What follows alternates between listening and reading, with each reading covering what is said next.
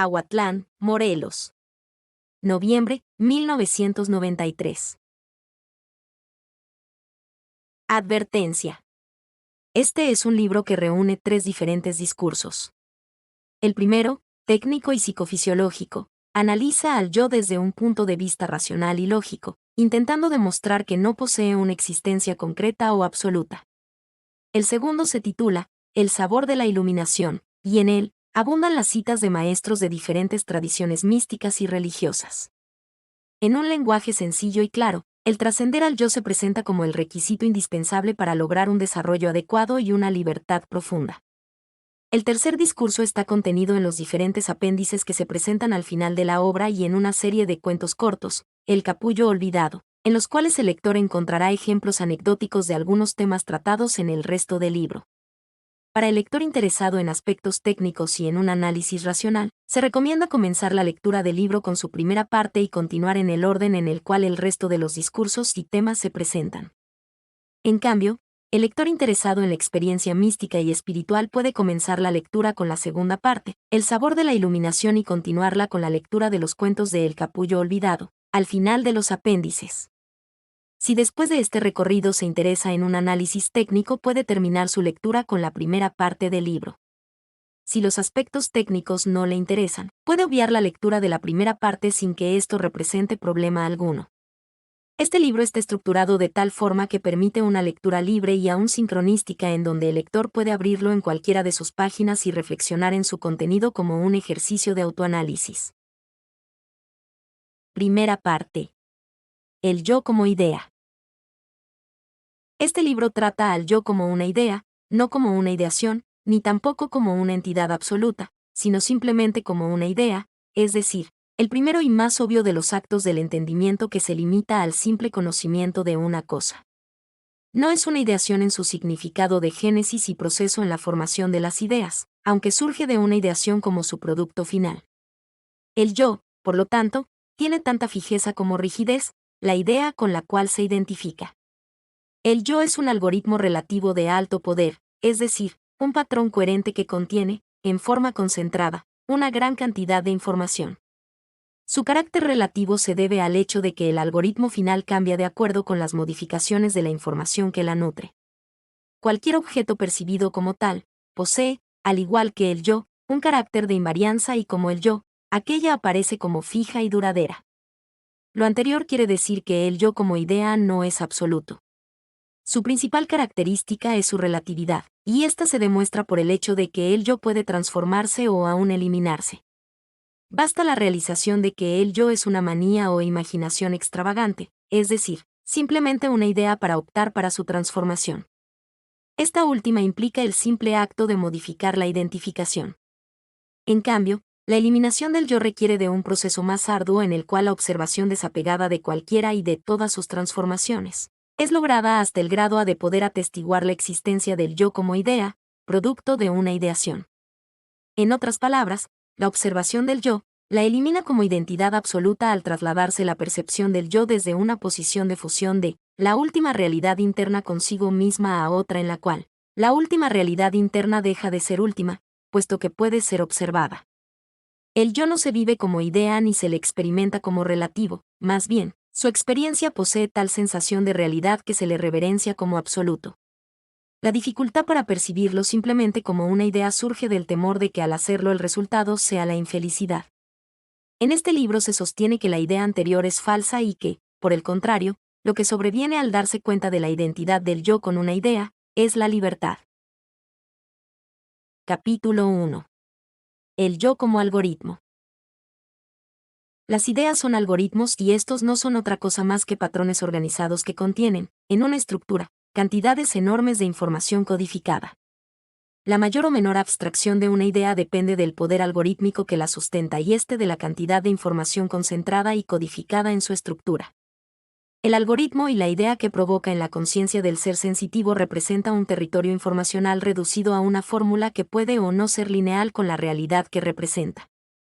La representación algorítmica es lineal cuando las operaciones de decodificación algorítmica son simples y directas. En cambio, cuando se requiere de muchas operaciones de reconstrucción o decodificación de un algoritmo, este no es lineal. Un ejemplo de este último caso es el cuerpo humano y el DNA, el cual es un algoritmo no lineal de alto poder.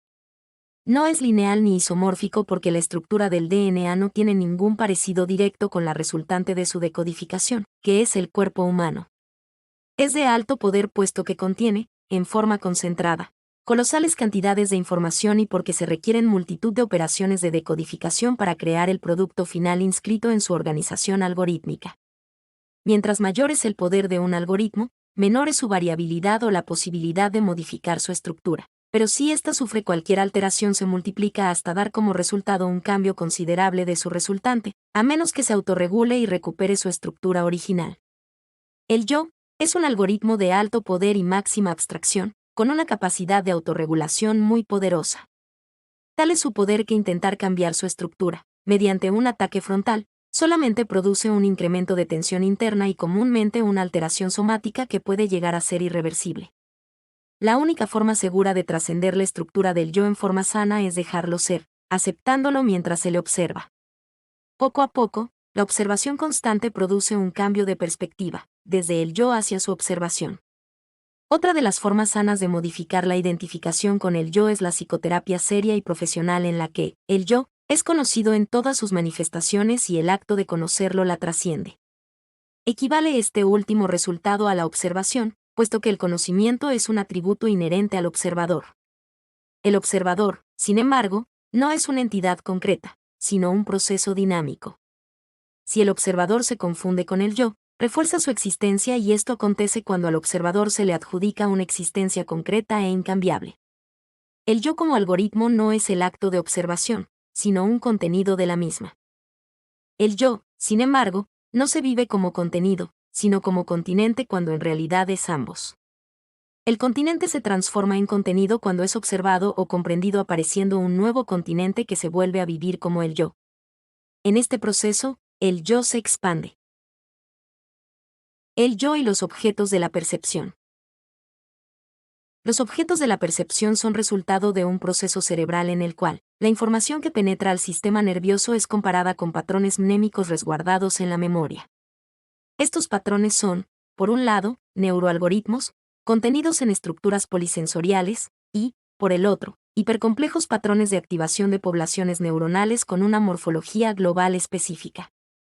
La información que penetra se compara con estos campos y si las morfologías aferentes y las resguardadas coinciden, se activa la percepción de un objeto o de una serie de objetos.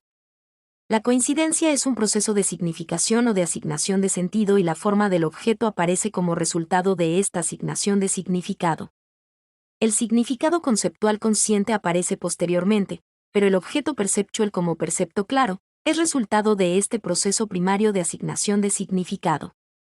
Los objetos de la percepción, por lo tanto, son producto de la actividad cerebral, pero aparecen ante la percepción como externos e independientes de este procesamiento. El yo como objeto surge de un procesamiento similar, pero mucho más básico y poderoso desde el punto de vista algorítmico. El yo, también como cualquier objeto perceptual, se percibe con existencia independiente cuando, en realidad, es un producto de la actividad cognitiva. La activación de patrones algorítmicos complejos en el cerebro posee, en todos los casos, un carácter autocognoscente. Nadie adjudica conciencia a los patrones, sino que estos lo son en forma propia, lo cual es consecuencia de las consideraciones anteriores, puesto que tanto los objetos percibidos como el yo no poseen existencia independiente, y debido a que ambos aparecen asociadas con patrones algorítmicos, estos son los que deben poseer conciencia como atributo propio.